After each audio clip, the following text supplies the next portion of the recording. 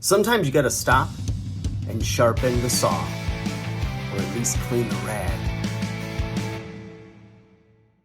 Hey guys, welcome back to 5-0-100-0.com. I am fucking,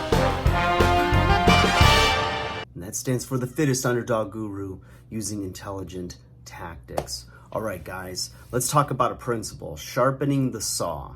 Okay, if you're a fan of Stephen Covey, The 7 Habits of Highly Effective People, there is a principle about stopping and sharpening the saw. So let's say your job is to saw down trees, right?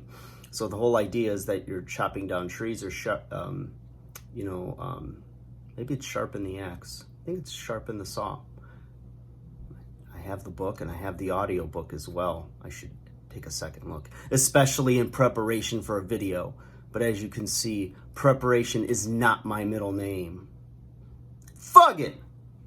Doesn't need a middle name. It's all in one name. He doesn't even have a last name. Go figure. All right, guys, so here it is, right? You've got your saw. You're sharpening the saw when the blade gets dull, because if you're just doing one thing all the time, like working, and your job is to saw down trees, that blade will get dull. You can bet your bottom dollar on that, right? So, you got to take that time, whether it means going back to school to get education or doing something different, right? You got to stop and take some time, either sharpen your skill set, get more education, take a break, something. So when I say clean the rag, that's just a little story from my work today. We have this nice kid that works in housekeeping, and one of his jobs is to go through and wipe down all the exercise equipment. So I'm working with one of my clients, and they're like, I just don't get it. I don't get it. She wasn't really focusing on her workout. She was preoccupied with the other entertainment. And if you go to the gym, which you should be, and we've talked about that and preached on this channel at least, there are always little things that you can notice about people that are, interesting, funny, entertaining, and sometimes disturbing. So this young kid is always, cleaning machines, but he's got this filthy rag, and nobody ever sees him go and rinse the rag out, clean the rag, or get some cleaner on it. It just seems to be this filthy, smelly rag.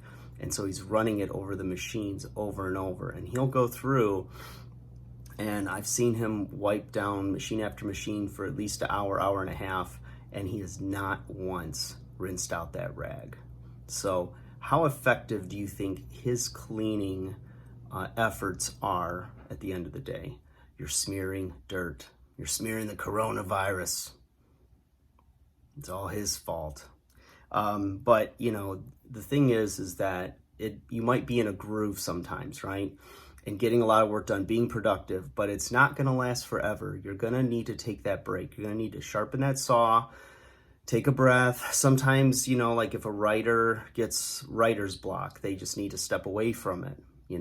There's times to push through, and there's times to just back off and get those creative juices flowing again, rest the brain, rest your mind, do something like exercise, right? Get in the gym, get your workout in. If the weather's breaking and it's nice, you like to go for a nice long walk, take the dog out for a walk, take your significant other out. It's a great way to catch up on the day, but sharpen that saw, you guys.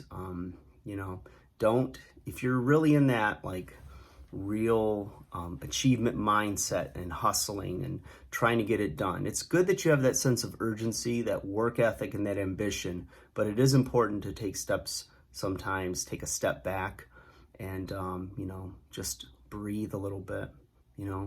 It's a marathon, not a sprint, this life we call life. Like, share, subscribe.